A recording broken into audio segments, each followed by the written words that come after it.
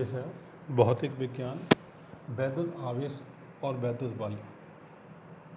ये लेसन का नाम है, अध्याय नंबर 1 है।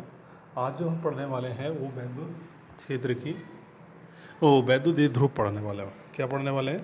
वैद्युत द्विध्रुव। वैद्युत द्विध्रुव से पहले हमने पढ़ा था कि जो हमारा सिंगल चार्ज था, द्विध्रुव में मतलब है जिसके ध्रुव दो हों, अर्थात जैसे हम ले सकते हैं NaCl, तो N पॉजिटिव में टूटता है और Cl माइनस में टूटता है, तो ये ध्रुवित हो गया। अर्थात जिसके दो ध्रुव हों, एक प्लस और एक माइनस, तो वो क्या कहलाते हैं? वैद्युत द्विध्रुव कहलाते हैं। या हम कह सकते हैं कि किसी पदार्थ को वैद्युत क्षेत्र में रखने पर वो क्या हो जाए? दो ध्रुव बन जाएं, जिसमें एक सिरे पर प्लस चार्ज हो और दूसरे सिरे पर क्या हो? माइनस चार्ज हो। ध्यान रखना है, पहले हमने एक आवेश ऐसे था और आवेशित पदार्थ को आपस में रगड़ा था, तो एक पर प्लस और एक पर माइनस आ गया था। परंतु यहाँ पर क्या किया गया कि वैद्युत द्विध्रुव के मटेरियल को एक उसमें रख दिया, वैद्युत क्षेत्र में रख दिया। जब आप वैद्युत क्षेत्र में रख देंगे तो एक सिरे की ओर तो प्लस चार्ज हो जाएगा, दूसरे सिरे की ओर माइनस चार्ज हो जाएगा, जिसके कारण क्या होगा? इसमें वैद्युत द्विध्रुव अर्थात दो ध्रुवों वाला वैद्युत बन जाएगा। अर्थात दो ध्रुवों वाला क्या बन जाएगा? वैद्युत बन जाएगा। अब जैसे हमने NaCl लिया, NaCl, और इस मटेरियल को क्या किया? वैद्युत क्षेत्र में रख दिया, NaCl। तो क्या होगा? वैद्युत क्षेत्र में रखते ही N से एक प्लस और C पर माइनस, परंतु ये अपने आप को छोड़ के नहीं जाते, एक साथ रहते हैं, अर्थात ध्रुवित हो गए। अर्थात जितने भी पॉजिटिव, इस पूरे मटेरियल के अंदर जितने भी पॉजिटिव चार्ज थे वो एक सिरे पर आ गए, जो नेगेटिव चार्ज थे वो सारे एक सिरे पर आ गए, जिससे ये द्विध्रुव बन गया। एक ध्रुव ये और एक ध्रुव, तो द्विध्रुव और वैद्युत, अर्थात द्विध्रुव जिसमें दो आवेश काम कर रहे हैं, अर्थात दो चार्ज है, प्लस भी और माइनस, तो वो क्या कहलाता है? हमारा वैद्युत द्विध्रुव। अब वैद्युत द्विध्रुव की परिभाषा क्या है? दो समान परिमाण, तो उनके परिमाण तो कैसे हो? समान हो।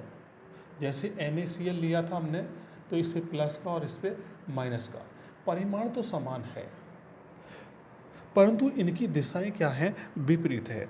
इसमें एक इलेक्ट्रॉन की क्या है? कमी है, और इसमें क्या है? एक इलेक्ट्रॉन की अधिकता है। क्या है? अधिकता है। तो क्या हो रहा है? इसमें एक इलेक्ट्रॉन निकल गया है और इसमें एक इलेक्ट्रॉन क्या हो जाएगा? पॉजिटिव हो रहा है, अर्थात एक इलेक्ट्रॉन की अधिकता हो रही है। तो इसका मतलब है कि परिमाण में तो दोनों बराबर हैं, परंतु इनकी जो प्रकृति है वो कैसी है? विपरीत, और एक दूसरे से बहुत अल्पतम, मतलब बहुत छोटी दूरी पर स्थित है। तो ऐसे दो आवेश जो अल्पतम दूरी पर हों, विपरीत प्रकृति के आवेश हों, वो क्या कहलाता है? वैद्युत द्विध्रुव कहलाता है। अर्थात दो समान परिमाण एवं विपरीत प्रकृति के दो बिंदु आवेशों के मध्य होने वाले जो है वो क्या कहलाता है? हमारा वैद्युत द्विध्रुव कहलाता है। इसके एग्जाम्पल ले सकते हैं, और एग्जाम्पल है H2O है, इसको हम वैद्युत क्षेत्र में रख देंगे तो ये आयनों में टूट जाता है, किसमें? कि ये H प्लस और OH माइनस में, परंतु अपनी जगह स्थान पर बंद रहता है। तो वैद्युत द्विध्रुव इसके अंदर बन जाता है, अर्थात आयनित हो जाता है, अर्थात इसके अंदर एक डाइपोल बन जाता है। वैद्युत द्विध्रुव आघूर्ण। वैद्युत द्विध्रुव आघूर्ण। वैद्युत द्विध्रुव आघूर्ण क्या होता है? मान लीजिए हमने एक वैद्युत द्विध्रुव लिया है। क्या कर लिया? एक वैद्युत द्विध्रुव ले लिया। एक पर माइनस क्यू और दूसरे पर प्लस क्यू आवेश। इनकी जो बीच की दूरी होती है वो 2L होती है। 2L इसलिए लिया जाता है कि जिसे कि हम इसमें केंद्र O माने तो ये दो भागों में आसानी से बढ़ जाए। L होता तो हाफ हाफ करके, उसे आगे कैलकुलेशन करने में दिक्कत रहती है, इसीलिए क्या मान लेते हैं? 2L मान लेते हैं। तो इस वैद्युत द्विध्रुव आघूर्ण क्या है? और वैद्युत द्विध्रुव आघूर्ण की जो दिशा होती है वो माइनस से प्लस की ओर होती है, अर्थात इस डायरेक्शन में होती है। इसे P से रिप्रेजेंट करते हैं। वैद्युत द्विध्रुव को किससे रिप्रेजेंट करते हैं? P से रिप्रेजेंट करते हैं। तो ये कहता है वैद्युत द्विध्रुव इन दोनों आवेशों के किसी एक का परिमाण तथा दोनों के बीच की दूरी के गुणनफल को वैद्युत द्विध्रुव आघूर्ण कहते हैं। क्या कहते हैं? वैद्युत द्विध्रुव आघूर्ण कहते हैं। इसका मात्रक क्या होगा? मात्रक बताइए। ये क्या है? कूलाम और ये मीटर। तो हम लिख सकते हैं कूलाम मीटर। ठीक है। इसकी विमा क्या होगी? तो विमा क्या होगी इसकी? तो अगर हम इसकी विमा देखें तो इसकी विमा होती है 80 और इसकी होगी L। तो हम लिख सकते हैं LTA, या लिख सकते हैं LTA। और ये सदिश राशि होती है। कैसी राशि होती है? सदिश। ठीक है। और इसकी जो दिशा होती है, दिशा माइनस क्यू आवेश से प्लस क्यू आवेश की ओर होती है। किसकी तरफ होती है? माइनस क्यू से प्लस आवेश की ओर होती है। अर्थात वैसे तो अपने अगर वैद्युत क्षेत्र की तीव्रता देखी थी वो प्लस से माइनस की ओर चलती है, प्लस से चलकर माइनस पे समाप्त होते हैं। परंतु यहाँ पर जो डाइपोल है वैद्युत द्विध्रुव P आघूर्ण की जो होती है वो माइनस से प्लस की ओर होती है। अब इस वैद्युत द्विध्रुव तो बन गया हमारा। हमने इस वैद्युत द्विध्रुव को बनाया कैसे? हमने क्या किया? वैद्युत द्विध्रुव पदार्थ को वैद्युत क्षेत्र में रख दिया, जिससे प्लस वाले सिरे एक तरफ और माइनस वाले एक तरफ पहुंच गए, जिससे उसके अंदर क्या बन गया? एक दो द्विध्रुव बन गया है। दो द्विध्रुव बन गए जिसे वैद्युत द्विध्रुव आघूर्ण कहा गया। अब वैद्युत द्विध्रुव आघूर्ण के भी कारण, जैसे हमने एक स्थिर बिंदु आवेश के कारण वैद्युत क्षेत्र की तीव्रता निकाली थी, ऐसे ही पूरे इस वैद्युत द्विध्रुव के कारण भी हम वैद्युत क्षेत्र की तीव्रता निकालेंगे। किसके निकाल? वैद्युत द्विध्रुव के कारण। और वो भी कौन सी? अक्षीय स्थिति में तीव्रता। तो इसके लिए करना क्या होगा? हमने माना इसकी अक्षीय स्थिति और एक निरक्षीय स्थिति होती है। अक्षीय स्थिति को मतलब बोलते हैं एक्स अक्ष को, और निरक्षीय स्थिति बोलते हैं वाई अक्ष को। तो हमने एक वैद्युत द्विध्रुव ले लिया। क्या ले लिया? एक वैद्युत द्विध्रुव ले लिया। इस पर माइनस क्यू और एक तरफ प्लस क्यू ले लिया। इसका केंद्र ये है O। यहाँ से इसकी दूरी 2L लेते हैं तो आधी हाफ कर करके ले लिया हमने, तो ये L हो गया। इस केंद्र से R दूरी पर कोई बिंदु क्या है? P है, जिस पर हमें क्या करना है? वैद्युत क्षेत्र की तीव्रता ज्ञात करनी है। कहाँ पर? P पर। और जहाँ पर हमें वैद्युत क्षेत्र की तीव्रता ज्ञात करनी होती है हम एक परीक्षण आवेश मानते हैं Q0। तो अगर हम इसमें देखें, क्या देखें कि ये प्लस है और ये भी प्लस होता है, क्योंकि परीक्षण आवेश जो होता है वो हमेशा प्लस होगा। और प्लस प्लस क्या करेगा? प्रतिकर्षित करेगा। किसको? अपने आप को। अर्थात प्रतिकर्षण का बल लगाएगा। और जब जिस दो डायरेक्शन बल की होती है वही किसकी होती है? वैद्युत क्षेत्र की तीव्रता की होती है। अर्थात इसकी जो डायरेक्शन होगी वो इधर की तरफ होगी। अगर मैं नाम इसे ए दे दूँ और इसे बी दे दूँ तो इस दी आवेश के कारण क्या हो जाएगा, एफ वी। क्या बना, एफ वी बन गया। अगर मैं इसे माइनस ले रहा हूँ तो ये माइनस और ये प्लस, तो इसमें आकर्षण का होगा, तो इसमें वैद्युत क्षेत्र की तीव्रता की जो डायरेक्शन होगी वो ई ए होगी।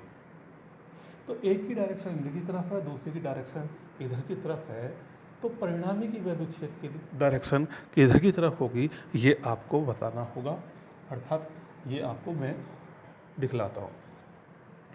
अब क्या करना है, माइनस क्यू आवेश के कारण बिंदु P पर वैद्युत क्षेत्र की तीव्रता, सिर्फ हम एक एक आवेश करके लेंगे, जैसे उसमें लिया ना एक अंक आवेश के कारण वैद्युत क्षेत्र की तीव्रता, हमने एक ही ले रहे हैं, सिर्फ क्या ले रहे हैं, माइनस के कारण।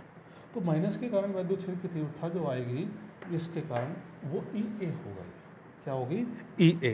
तो ई का मान क्या हो गया, 1/4 पाई एप्सिलॉन नॉट, और ये हो गया आपका क्यू, और नीचे डिस्टेंस यहाँ से यहाँ तक की जो डिस्टेंस है वो कितनी हो जाएगी, यहाँ से लेके यहाँ तक आर और यहाँ से यहाँ तक एल, तो एल प्लस आर ये वाली डिस्टेंस जो हो जाएगी वो कितनी हो जाएगी, कितनी हो जाएगी, एल प्लस आर और उसका होल स्क्वायर। इसी प्रकार प्लस क्यू आवेश के कारण बिंदु वैद्युत क्षेत्र की तीव्रता E V 1/4 pi epsilon not Q upon ये हो जाएगा एल माइनस के वो आर माइनस के एल और उसका होल स्क्वायर। कैसे, हमें तो यहाँ से लेके यहाँ तक की दूरी निकालनी है, तो ये डिस्टेंस जो होगी वो हमारी होगी एल माइनस के आर। ठीक है, अब ये देखिए इन दोनों की जो डायरेक्शन है वो एक दूसरे के विपरीत है। अब इन दोनों में से अगर मैं इस पर वेक्टर लगाऊं, इस पर भी वेक्टर और ये भी वेक्टर शो कर रहे हैं, तो इसकी जो दिशा होगी इसके कारण होगी, तो ये प्लस है, तो बी पी दिशा में, और ये वाली जो दिशा होगी वो पी ए की दिशा में होगी। अगर मैं इनका परिणामी देखूं तो एक, पहले तो ये देख लीजिए इन दोनों में से कौन सा बड़ा है, जिसके नीचे डिस्टेंस ज़्यादा बड़ी होगी वो छोटा होता है, तो इसका मतलब ये बड़ा हुआ, तो इसका मतलब परिणामी E इक्वल टू, और ये हो जाएगा ई वी माइनस ई ए। इन माइनस है, देखो ये छोटी संख्या या ये छोटी संख्या, इसके ब्रैकेट के अंदर देखो कौन सी संख्या छोटी है, ये या ये, तो नीचे वाली छोटी है। तो नीचे वाली जब छोटी है तो इसका मतलब है कि ये संख्या बड़ी है और ये संख्या छोटी है, तो बड़ी में से छोटा वाला ही क्या होता है, घटता है। तो हम इसके मान रख देंगे 1/4 पाई एप्सिलॉन नॉट, और बाकी जो रहेगा ये कॉमन निकाल लेता हूँ, और Q upon r minus l उसका होल स्क्वायर, और Q अपॉन एल और प्लस आर उसका होल स्क्वायर, इतना आ जाएगा। ठीक है,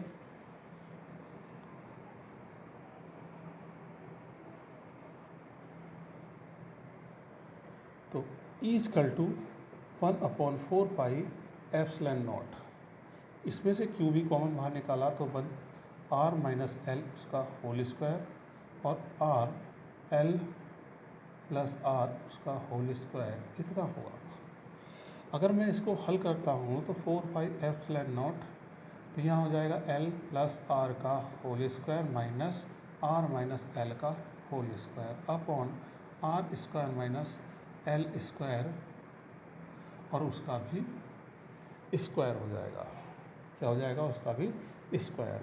तो Q upon 4 pi epsilon naught, इन दोनों की मल्टीप्लाई करेंगे, एक बार प्लस है और एक बार माइनस, तो R का स्क्वायर माइनस L का स्क्वायर और पूरे का स्क्वायर हो जाएगा।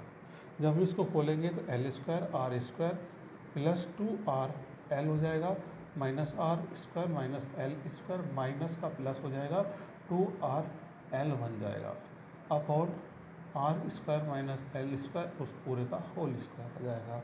ये एल आर से एल आर कट जाएंगे और बचेगा q upon 4 pi epsilon naught अर्थात 4r एल और ये आर स्क्वायर एल स्क्वायर और पूरे का ब्रैकेट का स्क्वायर। अब होगा क्या कि जो हमारा एल परंतु जो हमारा पी है वो हमने क्यों गुना 2l पढ़ा है। क्या पढ़ा है? क्योंकि हम वैद्युत द्विध्रुव के कारण वैद्युत क्षेत्र की तीव्रता निकाल रहे हैं, तो इसमें वैद्युत द्विध्रुव तो है ही नहीं, तो उसको बनाने के लिए हमने क्या किया 1/4 पाई एप्सिलॉन नॉट और ये हो गया हमारा 2r गुना q गुना 2l। 4 को तोड़ के 2 और 2 लिख लिया और बाकी से इसको एडजस्ट कर लिया। आर स्क्वायर और एल स्क्वायर उसका होल स्क्वायर, इतने की वैल्यू के स्थान पे क्या आ जाएगा p आ जाएगा। तो 1/4 पाई एप्सिलॉन नॉट और ये हो जाएगा 2r p upon are square और एल स्क्वायर उसका भी होल स्क्वायर। यदि r ग्रेटर l है तब एल स्क्वायर के पद को छोड़ने पर, क्योंकि यह पद बहुत छोटा हो जाएगा। क्या हो जाएगा? बहुत छोटा हो जाएगा। तो यहाँ पर क्या हो जाएगा 1/4 pi epsilon not 2r upon p और हो जाएगा r की 2 और उसकी पावर भी 2, तो 1/4 pi epsilon not 2p upon r की पावर 3 और ये हो जाएगा आपका e।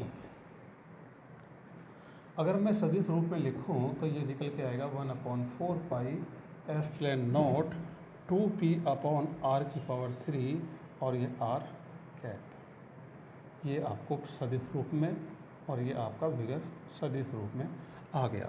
तो ये अक्षय स्थिति में वैद्युत क्षेत्र की तीव्रता है, किसके कारण? वैद्युत द्विध्रुव के कारण। पहले आपने सिंगल के आवेश के कारण देखी थी, क्यू के कारण वैद्युत क्षेत्र की तीव्रता। और वैद्युत द्विध्रुव कुछ ऐसे पदार्थ थे अगर उन्हें वैद्युत क्षेत्र में रख दिया जाता था तो उन पर ऋणावेश और धनावेश आ जाता था, जिसके कारण वो भी वैद्युत क्षेत्र की तीव्रता की तरह क्या करने लगते थे, वैद्युत क्षेत्र की तरह व्यवहार करने लगते थे। उनसे भी हमने क्या निकाला, वैद्युत क्षेत्र की तीव्रता निकाली। इसी के 3 पार्ट हैं। पहला पार्ट आपका हो गया निरक्षीय अक्षय स्थिति, दूसरी निरक्षीय स्थिति और तीसरा जो है वो किसी भी पोजीशन में हो सकता है, चाहे वो अक्षय हो निरक्षीय हो या किसी भी कोण पर घूम रहा हो। तो आज अपने पहला पार्ट देखा, पहला पॉइंट देखा इसका कौन सा, अक्षय स्थिति। कल आपका निरक्षीय स्थिति होगा। ठीक है, थैंक यू।